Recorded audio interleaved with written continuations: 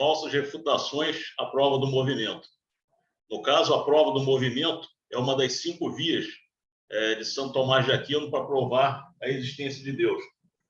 Ela está baseada totalmente na filosofia aristotélica. No caso, a metafísica chegou, através de 2 premissas, à conclusão da existência de um motor imóvel. No caso, as 2 premissas do movimento é de que o movimento não pode regredir ao infinito. E existe um movimentador inicial não movido. Seria o motor imóvel, que é a conclusão de toda a metafísica aristotélica. No caso, o movimento, que aqui se trata na filosofia, na metafísica, é a transição entre o ato e a potência, entre a potência e o ato. Por exemplo, o que está em potência? Você pode dizer que uma semente é uma árvore em potência. A árvore em si é o ato. Então, o movimento seria a transição do ato para a potência. Em razão disso, Aristóteles ele chegou à conclusão da existência do motor imóvel, que não necessariamente esse motor imóvel é Deus, muito menos o Deus cristão, porque Aristóteles viveu por volta de 384 a.C., mas São Tomás de Aquino diz que esse motor imóvel é Deus.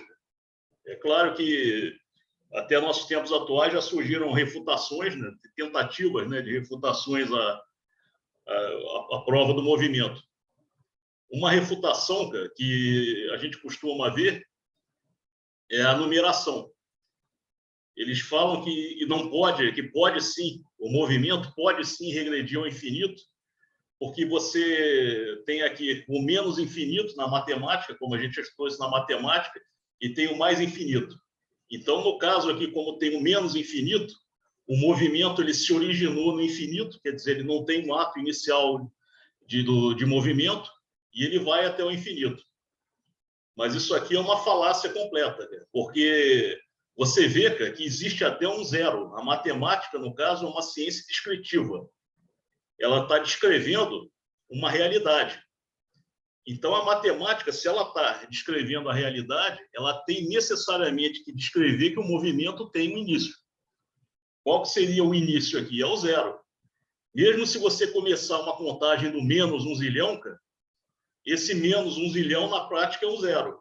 Entendeu? Ainda que você comece uma contagem de uma numeração negativa, vai estar sempre o zero lá no meio para denunciar que existe um início do movimento. Então, é uma falácia. O movimento ele não se inicia no infinito. Por causa da...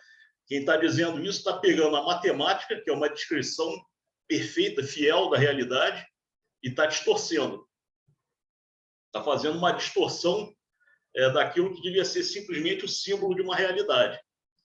Porque você vê que o movimento ele não tem fim. Realmente, ele pode ir ao infinito.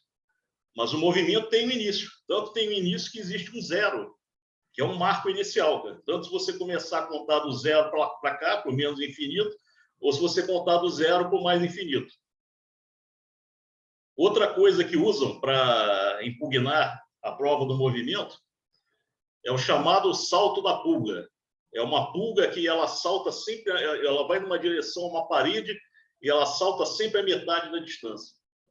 Então, ela salta primeiro uma metade da distância para a parede e vai saltando assim, metade, metade, metade, metade. Quando é que a pulga vai chegar na parede? Eu concordo que nunca. Nunca vai chegar na parede. O movimento não tem fim nesse caso, mas tem um início. O início é quando a pulga iniciou o salto.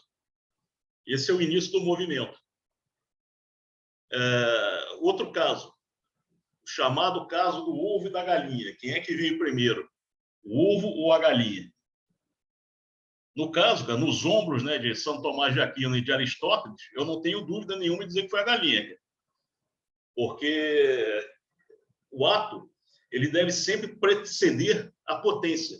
Porque quem tem a potência é o ato. Não pode haver uma potência inicial que não tenha sido gerada por um ato, porque existe um ato que fez aquele movimento inicial. Cara. A potência ela nunca pode preceder o ato. Sempre o ato precede a potência, porque o ato que tem a potência de movimentar algo. É a questão que o Aristóteles falou sobre o motor imóvel. É um primeiro movimentador, que ele é ato puro, ele não pode ter sido movido por ninguém. Ele é um ato, então necessariamente o movimentador inicial é um ato. Então o que veio primeiro? A galinha, com certeza. Existiu primeiro uma galinha, depois veio um ovo, e assim se sucedeu o movimento infinitamente. Ovo, galinha, ovo, galinha, ovo, galinha. Outra questão que também falam muito, como um cristão diz que Deus ele criou o universo. E teve alguém que refutou de uma forma que eu achei bem interessante. Ele falou, se Deus... E quem é que criou Deus? Cara? Exatamente, a gente sabe que Deus, cara, ele tem que ser criado. Porque aquele que é um ser necessário, isso tem a ver com outras provas da existência de Deus, que a gente pode comentar mais tarde, ele necessariamente, ele precede, ele é um ato puro que precede todo o movimento que existe no universo. Aí ele falou, a pessoa diz, se Deus criou a ele mesmo, para começar que não é verdade, Deus não criou a ele mesmo, Deus é incriado, ele é ato puro, ele nunca teve potência nele. Mas agora, por que o universo, então, ele não pode ter criado a ele mesmo? Por que o universo não criou a ele mesmo? Porque o universo, se vocês verem na internet, vocês vão achar pesquisas científicas dizendo que o universo está em expansão. O universo ele não está estático. Parece que aquela explosão inicial que criou o universo, o Big Bang, que pode ter existido realmente, mas alguém movimentou aquilo. Houve um movimentador inicial antes do Big Bang, que justamente criou aquilo. Essa energia gerada pelo Big Bang ainda movimenta o universo. Quer dizer, o universo ele tem potência para expandir. Então, se o universo ele é potência, ele não pode ter gerado a si mesmo. Necessariamente teve um ato, que não foi gerado por uma potência, um ato inicial, que gerou esse outro ato, que é o universo, que, na verdade, é uma potência, porque ele está em expansão. Se ele tem potência para crescer, então ele tem potência, e ele não pode ter criado a ele mesmo, porque necessariamente tem que ser precedido por um ato. Então, não houve, vê que Aristóteles continua irrefutado, Santo Tomás de Aquino continua irrefutado, porque o movimento não pode regredir ao infinito.